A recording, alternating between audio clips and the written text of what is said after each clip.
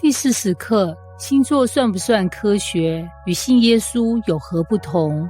他盯着手機螢幕，眉頭微皺。今天巨蟹座情緒波動大，容易與重要的人發生誤會，建議避免衝突。他深吸一口氣，心想：難怪我今天跟男友吵架，果然是星座準。但問題來了，是因為星座說了，所以事情發生，還是事情發生了，我才回頭覺得他說的準呢？如果星座真的這麼準，那它到底算不算科學？如果它不是科學，那為什麼這麼多人相信呢？更關鍵的是，相信星座和相信耶穌到底有什麼本質上的不同呢？這一刻，我們不只是來拆解星座，而是要更深一層去理解人為什麼需要相信，而我們到底在相信什麼？星座是科學還是心理安慰呢？我們先來面對一個直接的問題：星座算科學嗎？答案其實很簡單，從嚴格定義來說，不算。為什麼？因為科學有幾個基本條件：一、可驗證，可以透過實驗或觀察反覆驗證；二、可預測，能精準預測結果；三、可被推翻，如果不符合，就要被修正或否定。但星座的描述通常是這樣的：你有時候外向，有時候內向；你重感情，但有時也會理性；你渴望被理解，但不輕易敞開心。看到這裡，你是不是覺得，這不就是在說我嗎？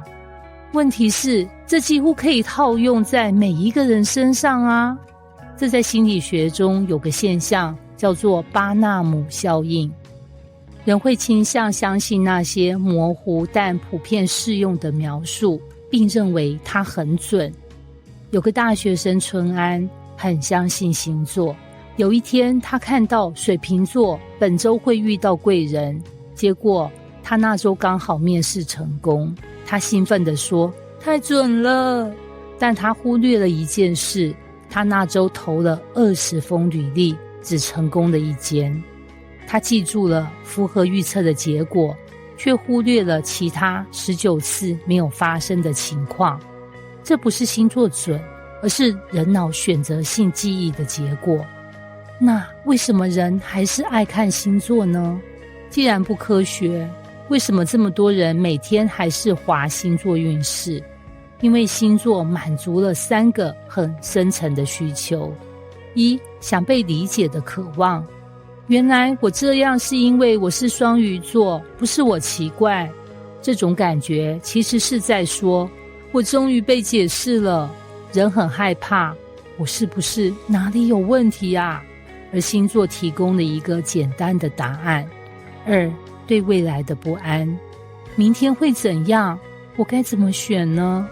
星座給了一種掌握感，哪怕只是模糊的指引，也讓人覺得比較安心。三、想控制人生的幻覺，如果星座可以預測，那我是不是可以避開壞的，抓住好的？這其實是一種可控制感的追求。信耶穌是另一種星座嗎？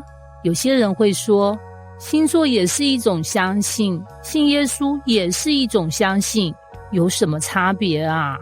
這句話聽起來合理，但其實差很多耶。星座和信耶穌有3個本質差異：一、被動解讀對比主動關係。星座是什麼？你在讀它，它不會回應你哦，你只能接受它說什麼，無法對話，無法互動。但信耶穌是什麼？是一段關係，不是你去解讀一個模糊的預測，而是與一位有位格的神建立連結。看星座像是看天氣預報，今天可能下雨，記得帶傘。但信耶穌比較像是有人陪你走在雨中，甚至告訴你我在這裡。二、模糊指引对比真實歷史。星座的來源是人類對星象的解讀與文化累積，但耶穌呢？他是一位真實存在於歷史中的人物，他的生平、死亡影響不只是信仰故事，而是被歷史記載的事件。信耶穌不只是相信一種說法，而是回應一個歷史中的人。3、控制未來，對比交托生命。星座給你的是一種你可以預測、掌控未來的感覺，但信仰帶來的不是控制，而是信任。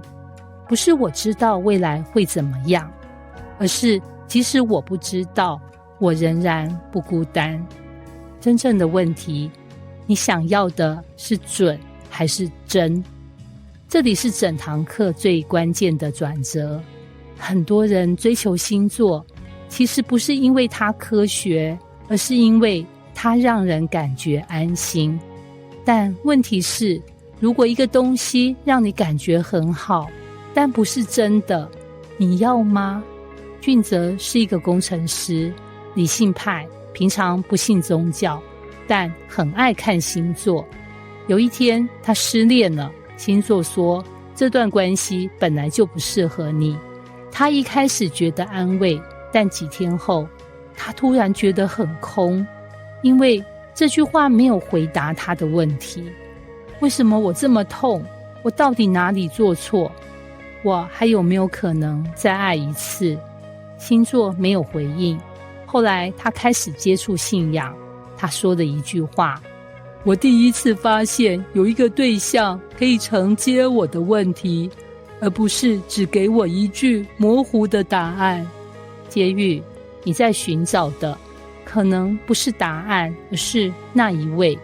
也許你一開始只是想知道星座準不準，科學與信仰哪個比較合理，但走到最後，你可能會發現，真正的問題不是哪個比較準，而是當你在人生最不確定的時候，你最希望依靠的是什麼？